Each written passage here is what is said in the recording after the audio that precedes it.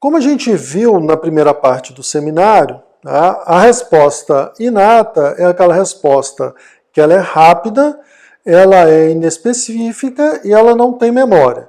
E o mecanismo principal de ação é a fagocitose. A destruição do agente invasor ocorre por meio da fagocitose, que ocorre no tecido ou ocorre no sistema retículo endotelial. Quando a resposta inata não é suficiente para controlar a replicação do agente infeccioso, então a gente vai ter a ativação da resposta adquirida. A ligação entre a resposta inata e a resposta adquirida ocorre através das células apresentadoras de antígeno. A gente vai ver isso daqui a pouquinho. Antes, nós vamos ver as características da resposta adquirida. Então, comparando com a resposta inata, a resposta adquirida ela é lenta, ela é específica e ela tem memória. Então, se a resposta inata ela é rápida e eu meço essa velocidade em horas, no caso da resposta adquirida, eu meço a velocidade em dias. E eu tenho duas situações diferentes na resposta adquirida. Eu tenho a prima infecção, que é a primeira vez que aquela infecção ocorre, a primeira vez que meu organismo tem contato com o agente infeccioso, e eu tenho a reinfecção ou reativação. Então, reinfecção é quando eu curei, eu eliminei o agente infeccioso, mas eu sou infectado por ele novamente. E a reativação é quando, apesar de eu ter controlado a replicação do agente infeccioso, ele continua no meu organismo e, por um desequilíbrio imune, ele é reativado. Os vírus DNA, com material genético DNA, e os retrovírus, eles, no processo de replicação, têm um material genético incorporado ao material genético humano. Então, são vírus que são todos passíveis de reativação, apesar também de poder ocorrer reinfecção nesses casos. Muito bem, mas voltando à questão da duração da resposta imune, quando ocorre uma prima infecção, o meu sistema imune demora de 7 a 10 dias para organizar a resposta contra aquele agente infeccioso. Agora, quando eu já tenho a memória, então já tive a prima infecção e foi induzida a memória, esse tempo de resposta ele cai para 4 a 6 dias no caso de uma reinfecção ou de uma reativação. Então, apesar da resposta ser lenta, ela é mais rápida quando eu tenho uma reexposição ao agente infeccioso, porque é um sistema que possui memória. A especificidade ela vai estar ligada à questão da reinfecção, reativação, da reexposição. Eu vou construir um padrão de resposta específico contra aquele agente infeccioso que vai se repetir no caso de uma reexposição, o que não ocorre na resposta inata. Então, vistas essas características, vamos voltar à ligação da resposta inata à resposta adquirida. Essa ligação, então, ocorre por meio das células apresentadoras de antígeno, como eu já falei. A principal célula apresentadora de antígeno do nosso organismo é o macrófago. Mas o que é um antígeno? Vocês lembram o conceito de antígeno? Antígeno é a menor parte de capaz de estimular o sistema imune. Então, o antígeno é um fragmento do micro-organismo. Ele não é todo o micro-organismo. Em alguns locais, e às vezes vocês usam antígeno como sinônimo de micro-organismo, mas é um conceito errado. O micro-organismo, ele tem vários antígenos. E eu posso, inclusive, usar vários antígenos do micro-organismo em aplicações clínicas. No caso da hepatite B, por exemplo, eu uso 3 antígenos diferentes, o HBe-Ag, que é o antígeno E da hepatite B, o HBs-Ag e o HBc-Ag. Na verdade, o HBc eu não consigo mensurar, mas eu meço o anticorpo específico do HBc.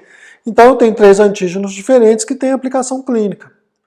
Um outro exemplo, no caso do HIV, O Western blot, né, que é o exame confirmatório para infecção pelo HIV, é uma eletroforese de anticorpos. Então tem várias bandas diferentes. Quando eu faço um Western blot, eu identifico a presença de vários anticorpos diferentes contra o HIV.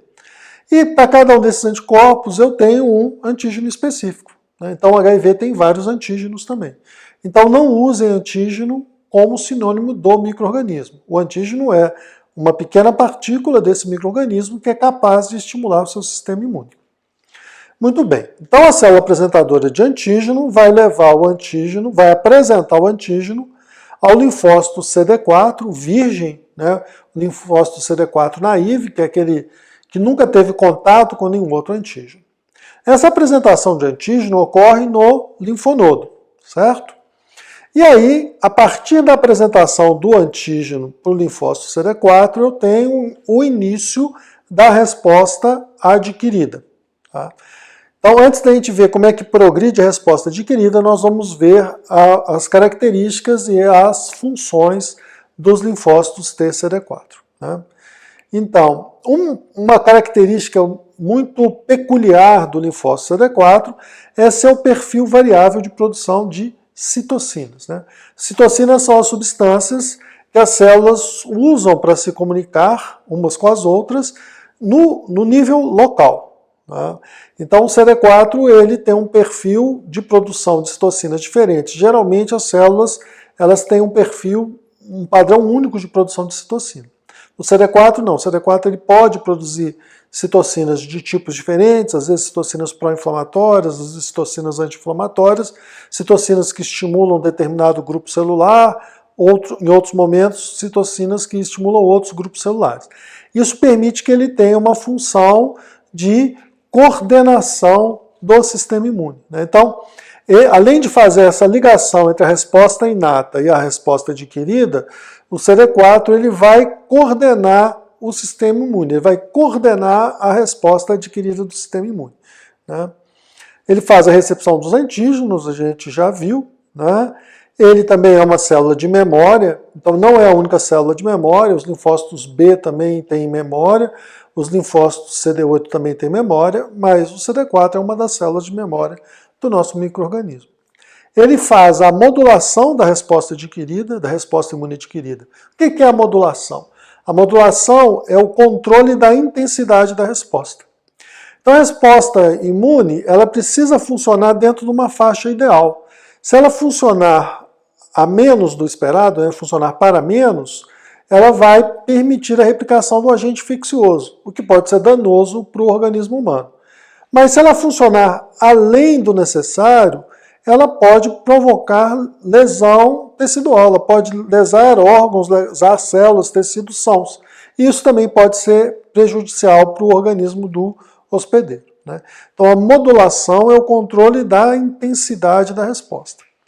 Uma outra função que o linfócito CD4 tem é o equilíbrio entre a resposta celular e a resposta humoral. Né? A resposta celular conhecida como TH1 e a resposta humoral também conhecida como resposta TH2. Então é o CD4 que faz esse balanceamento, esse equilíbrio entre esses dois padrões de resposta adquirida. Então voltando aqui à resposta adquirida, né, o linfócito CD4 ele vai ativar o linfócito TCD8, que é a resposta celular, ou TH1, ou ele vai ativar os linfócitos B, que fazem parte da resposta humoral ou resposta TH2. O linfócito B é uma célula efetora, né? Ele mesmo promove a ação de combate ao agente infeccioso, ao agente invasor. Como é que ele faz isso? Ele faz através da liberação de perfurinas, que são substâncias que vão destruir a cápsula celular, a membrana celular do agente invasor ou da célula infectada. Né? Um outro nome que o linfócito CD8 tem é o linfócito citotóxico. Então, ele diretamente é citotóxico, ele diretamente destrói outras células. Né? Eu esqueci de comentar, né, mas um nome que o CD4 tem é de linfócito helper, ou linfócito auxiliar. Né? Ele auxilia os outros linfócitos na organização, na construção da resposta imune. Já o linfócito B não é uma célula efetora, né? O linfócito B sensibilizado, ele vai se transformar no plasmócito e o plasmócito vai produzir anticorpos, né? E aí os anticorpos vão ativar mecanismos de ação que a gente vai ver daqui a pouco. Bom, vamos parar aqui um pouquinho, eu tenho mais uma pergunta para vocês, né?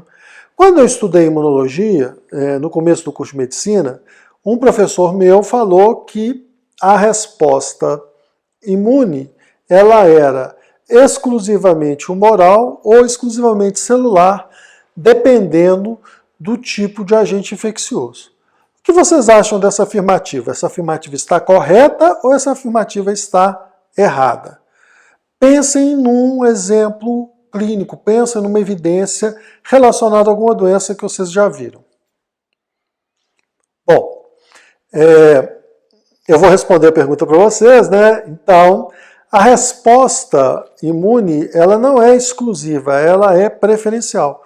Então, eu sempre tenho a resposta humoral e eu tenho a resposta celular contra os agentes infecciosos, né? Mas um desses dois tipos de resposta é o que a gente chama de resposta neutralizante. O que é a resposta neutralizante?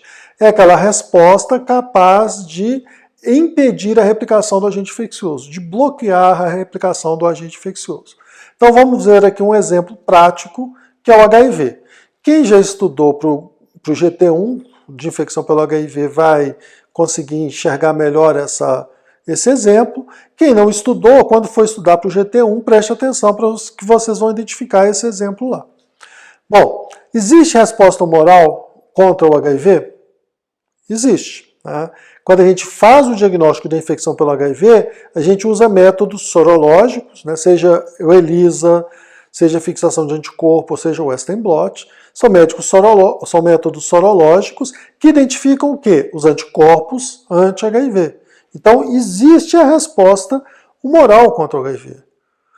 Mas não é a resposta humoral que é a resposta neutralizante contra o HIV. Se vocês olharem o gráfico que mostra a evolução da viremia do CD4 e do CD8 no início da infecção pelo HIV, vocês vão notar que a gente tem um aumento da viremia, né, um aumento da carga viral do paciente, uma queda de CD4, logo no início da infecção. Num segundo momento, a gente tem um aumento dos linfócitos CD8. E logo que ocorre esse aumento dos linfócitos CD8, a gente tem uma diminuição da viremia, uma diminuição da carga viral, mostrando que a associação entre o aumento do CD8 e a redução do HIV. Por que isso? Porque é a resposta celular que é a resposta neutralizante no caso da infecção pelo HIV. Então, quando eu consigo aumentar a minha concentração de linfócito CD8, esse aumento do linfócito CD8 corresponde à queda do número de partículas do HIV, né? Então, no caso do HIV, para exemplificar, eu tenho tanto resposta humoral como celular, mas a resposta ela é predominantemente, preferencialmente celular, que é a resposta neutralizante. Não existe um padrão, não existe como a gente definir um padrão de que para ver quais agentes infecciosos eu tenho resposta celular, para quais agentes infecciosos eu tenho resposta humoral como a resposta neutralizante, né? A dica que eu dou para vocês é que para os micro-organismos, né, para os agentes infecciosos que a gente tem vacinas altamente eficazes, esses micro-organismos são micro-organismos cuja resposta neutralizante é a resposta humoral. Por quê? Porque a tecnologia de vacina que a ciência domina é a vacina que induz resposta humoral, né? A gente ainda não conseguiu uma técnica de desenvolvimento de vacinas que induzam a resposta celular efetiva e prolongada. Esse é um grande desafio, né? Essa indução da resposta celular prolongada é um grande desafio para a produção de vacinas para o HIV, para hepatite C, para a leishmaniose, por exemplo. Não é o único desafio, mas é um dos grandes dificultadores, né? A dengue também é um agente infeccioso, né? O vírus da dengue, cuja resposta neutralizante é a resposta celular. Muito bem. Vamos ver um pouquinho, então, sobre os anticorpos, né? A gente já viu que o linfócito CD8, que é o linfócito citotóxico, que ele age diretamente no combate do agente infeccioso, mas e os anticorpos? Bom, então aqui a gente tem vários anticorpos ilustrados, né? O anticorpo ele tem essa estrutura em Y, né? Ele tem a porção fixa aqui e tem a porção variável aqui em cima, né? Os antígenos se ligam na porção variável dos anticorpos. Para cada antígeno, um anticorpo específico. Né? E aqui eu tenho 5 classes de anticorpos. Né? Eu tenho o IgA, que são os anticorpos relacionados à imunidade de mucosa, o IgE, que são anticorpos relacionados às reações alérgicas, né? às reações imunomediadas, o linfócito, a imunoglobulina, o anticorpo D, a IgD, que está ligada principalmente na intermediação do broncoespasmo, da reação inflamatória na asma. E ali eu tenho os dois anticorpos que mais me interessam, pensando em termos de doenças infecciosas e principalmente pensando em termos de aplicação dos anticorpos, que são a imunoglobulina G e a imunoglobulina M, né, a IgG e a IgM. Vejam que a IgG é um monômero, ela só tem um anticorpo, e que a IgM ela é um pentâmero, ela tem 5 anticorpos. Né? Então ela tem uma estrutura muito maior do que a IgG. Tá? Um exemplo prático disso, né, uma implicação prática, é que a IgG atravessa a placenta e a IgM não atravessa a placenta. Mas o que significa a presença da IgM e o que significa a presença da IgG? A melhor maneira de vocês guardarem o significado de IgM e IgG é vocês lembrarem que a IgM está relacionada à infecção ativa ou infecção recente. Pode ser uma prima infecção, pode ser uma reinfecção, pode ser uma reativação. Né? A IgM me mostra a atividade atual ou atividade recente do agente infeccioso. E a IgG me mostra exposição prévia. Ela mostra o quê? Que aquele indivíduo que tem IgG positiva já teve contato anterior com aquele agente infeccioso. Mas ela não me mostra se esse contato é ativo ou não é ativo. Ela só me mostra que já houve uma exposição, que já houve um contato anterior com aquele agente infeccioso. Tá? Como é específico, então, para cada agente infeccioso, eu tenho uma IgM e eu tenho uma IgG específicas. Tá? Bom, o que os anticorpos fazem? Como é que os anticorpos combatem as infecções, então, já que eles não combatem diretamente o agente infeccioso? Então, a principal função dos anticorpos é neutralizar ou destruir células invasoras ou substâncias. Né? Eles se ligam ao invasor, né? Eles se ligam ao antígeno de superfície do invasor, marcam aquele invasor e depois dessa ligação eles vão ativar, os anticorpos vão ativar o mecanismo efetor. Então o anticorpo ele não destrói diretamente a célula invasora, ele vai fazer uma opsonização ou uma otimização do funcionamento do sistema imune. Então quais são os mecanismos efetores dos anticorpos? Os anticorpos eles vão agir de diversas maneiras. Né? Uma delas é a ativação do complemento. Aqui na resposta adquirida, a ativação do complemento é mais específica do que na resposta inata. É o mesmo complemento, só que aqui a ação das proteínas do complemento estão direcionadas contra as células ou contra as substâncias marcadas pelos anticorpos. Um outro mecanismo é a promoção da fagocitose. Quem vai realizar a fagocitose? O macrófago. Só que aqui também dirigido contra as células marcadas pelos anticorpos. Um outro mecanismo é a citotoxicidade mediada ou dependente do anticorpo. Quem que é a célula citotóxica? O linfócito TCD8. Aqui otimizado pelo anticorpo. Dois mecanismos de neutralização dos anticorpos, né? O anticorpo ele pode neutralizar toxinas ou neutralizar vírus. O que é essa neutralização? O anticorpo vai se ligar no receptor de superfície do vírus ou no receptor de superfície da toxina ou da substância tóxica e vai impedir que o vírus ou essa substância entrem dentro da célula do organismo humano. Dessa maneira, elas não vão poder ativar o mecanismo fisiopatológico e não vão produzir a doença. Tá? A gente tem também um bloqueio da adesão do micro-organismo, que é bastante semelhante à neutralização. Tá? E um último mecanismo é a formação de agregados de micro-organismos, que é uma complementação da neutralização dos vírus. Então, eu vou ter vários micro-organismos com anticorpos ligados nos seus receptores de superfície, né, e com a porção fixa livre. E esses anticorpos, então, se ligam através das suas porções fixas, formando um grande agregado, um grande cincício de micro-organismos, o que impede a invasão da célula. Muito bem, então aqui a gente acaba a revisão da resposta adquirida. E em face disso tudo, né, que a gente viu em relação à resposta adquirida, a prima infecção, a reexposição, a produção da resposta celular, a produção da resposta humoral, eu tenho mais uma pergunta para vocês. A vacina protege contra a infecção?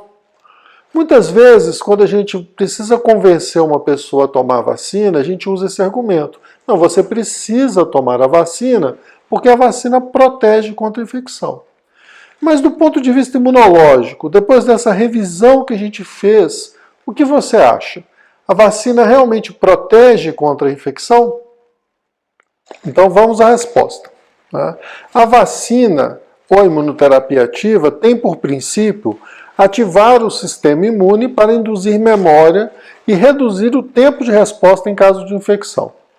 Então a vacina, independentemente do seu princípio ativo, que pode ser um antígeno sintético, pode ser um vírus morto, pode ser um vírus atenuado, ou pode ser um vírus similar ao vírus da doença original, ela tem, por lógica, simular a prima infecção, de maneira a induzir memória e reduzir o tempo de resposta. Dessa forma, então, a vacina ela não previne contra a infecção.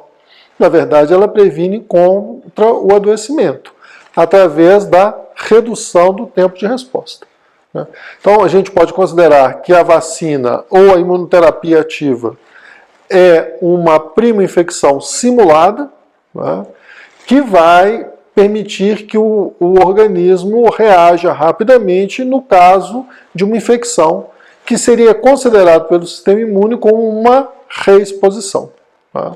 Então a gente pode continuar usando o argumento com os pais, com os nossos pacientes, que a vacina protege contra a infecção, mas na verdade, pensando do ponto de vista imunológico, a vacina protege contra a doença. Muito bem, a gente tem então a vacina como uma aplicação profilática dos anticorpos, né? E a gente tem a imunoterapia passiva como uma aplicação terapêutica dos anticorpos. Então, o que é a imunoterapia passiva? A imunoterapia passiva é a administração de anticorpos. Tá? Ela vai conferir uma imunidade transitória que dura a meia-vida, que dura a vida do anticorpo. Né? Então, a partir do momento que esse anticorpo é degradado ou eliminado, o paciente perde a imunidade conferida pela imunoterapia passiva e ele não induz memória. Por quê? Porque o soro com anticorpo pronto, ele não vai ativar o sistema imune. Por isso é chamado então de imunoterapia passiva. Né? Quando a gente vai utilizar a imunoterapia passiva? De maneira geral, quando não é possível esperar a resposta habitual, né, o tempo de resposta habitual do sistema imune. Né? Em quais situações isso ocorre? Isso vai ocorrer quando a gente tem acidentes por animais peçonhentos.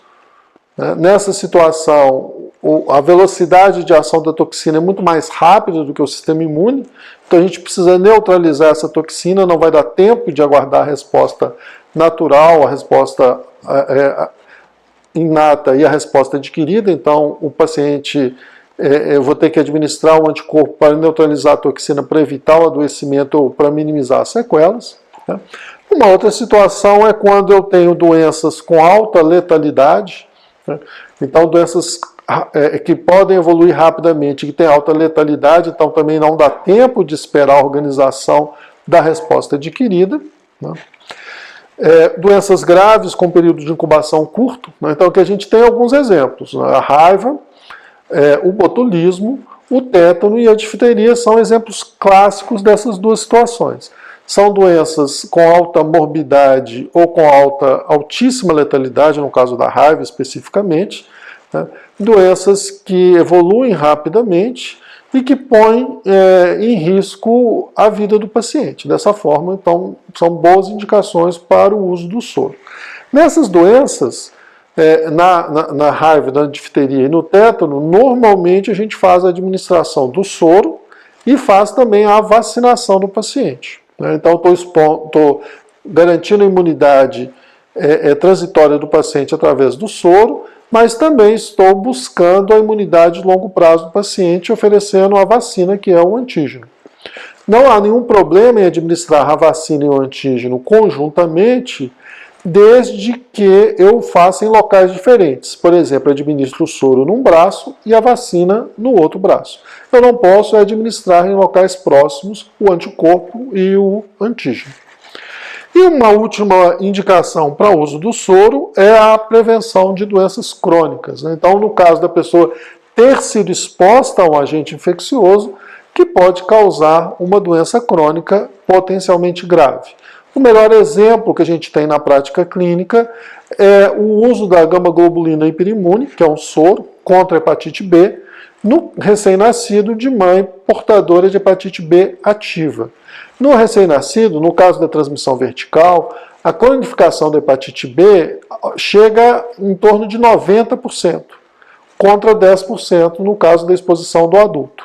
Além disso, a exposição ao vírus da hepatite B e o estabelecimento da infecção pelo vírus da hepatite B no período durante a gestação ou no período neonatal, vai levar à cirrose e ao hepatocarcinoma precocemente, geralmente durante a adolescência, né?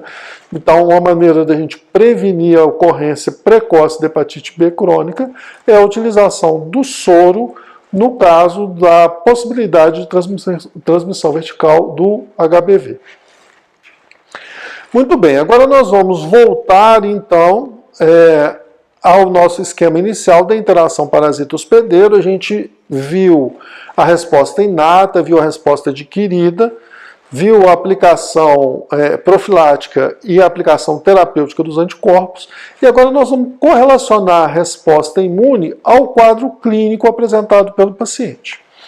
Então, voltando aqui à infecção, que é quando o agente infeccioso penetra no meu meio interno, eu posso ter dois quadros clínicos, duas apresentações clínicas dessa situação. Tá?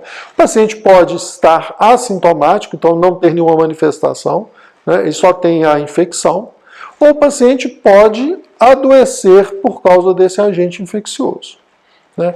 A intensidade da manifestação clínica, a intensidade dos sintomas, depende de 4 fatores, da combinação de 4 fatores. 2 fatores relacionados ao invasor e 2 fatores relacionados ao hospedeiro. Então, relacionado ao invasor, a gente tem a patogenicidade, que é a capacidade do agente invasor de causar doença, de causar sintomas.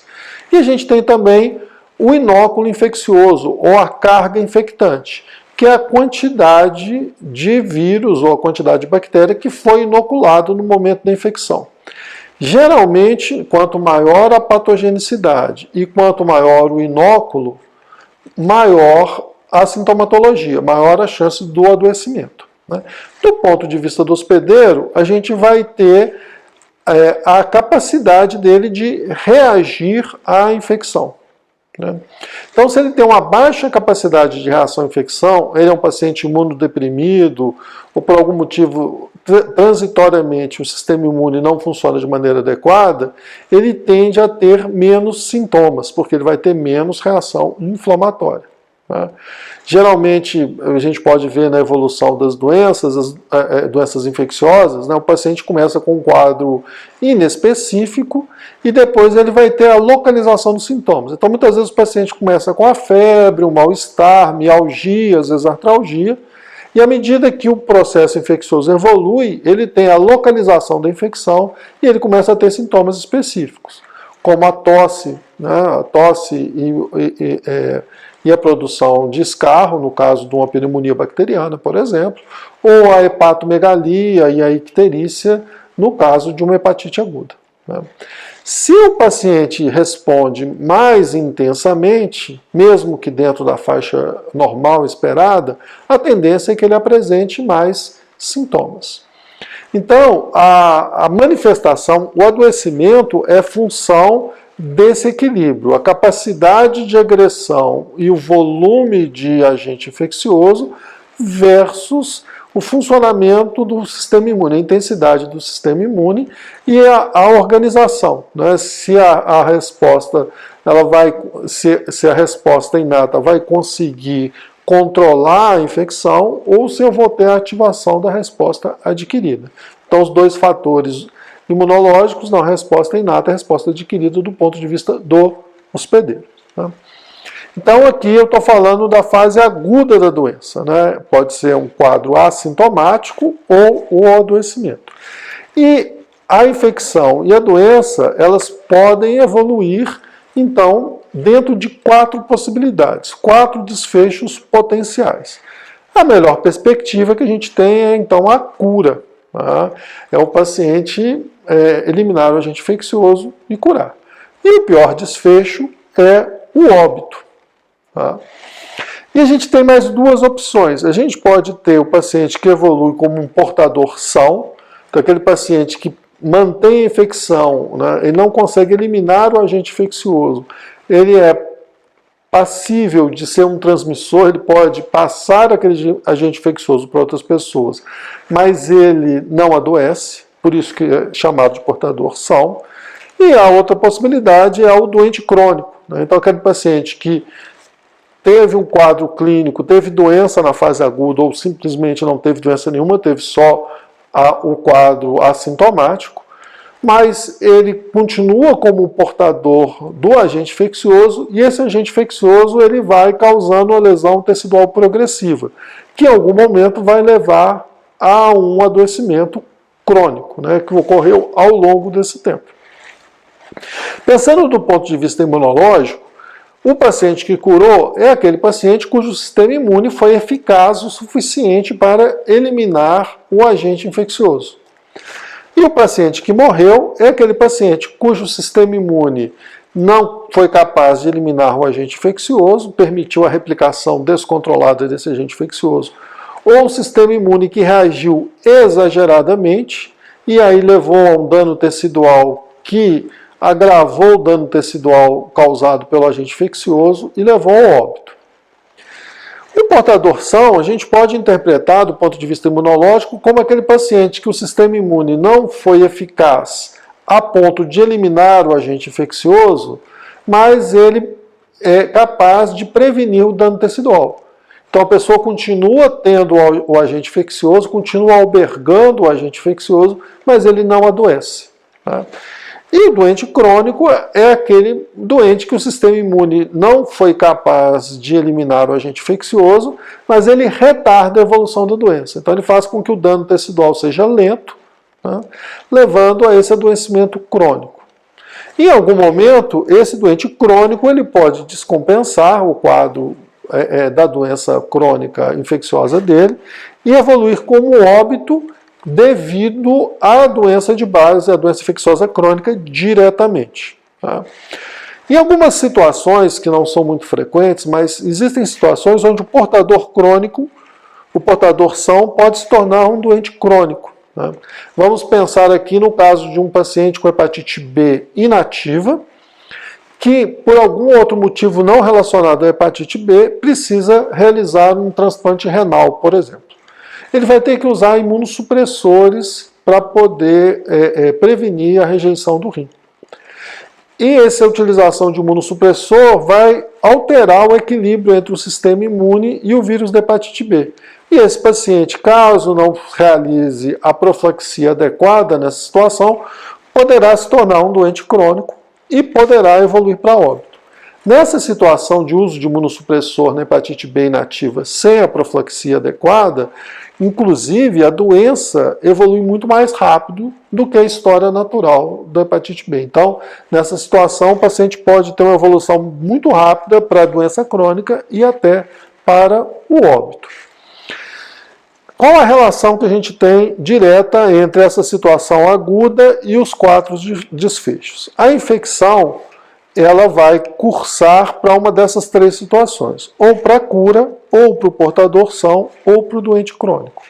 Enquanto a doença, ela pode cursar para qualquer um dos 4 desfechos. Esse modelo é um modelo genérico de doença infecciosa. Nem toda doença infecciosa cursa com esses 4 desfechos. E é interessante que, à medida que vocês vão estudando as diferentes doenças nos grupos tutoriais, vocês voltem a esse esquema para correlacionar a doença com essas possibilidades.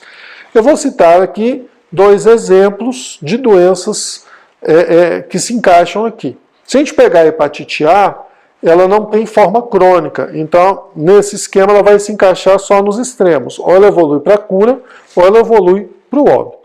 Já a hepatite B, ela pode evoluir para esses 4 desfechos, né? Ela pode evoluir com um quadro agudo assintomático ou com um quadro agudo clássico de hepatite, e depois, ao longo da vida, o paciente, né, a partir do quadro agudo, ele pode evoluir para a cura ou para o óbito, ou ao longo da vida ele pode ser um portador são ou um doente crônico que vai morrer de hepatite B, de alguma complicação de hepatite B, ou eventualmente também pode morrer por alguma outra causa não relacionada à hepatite B.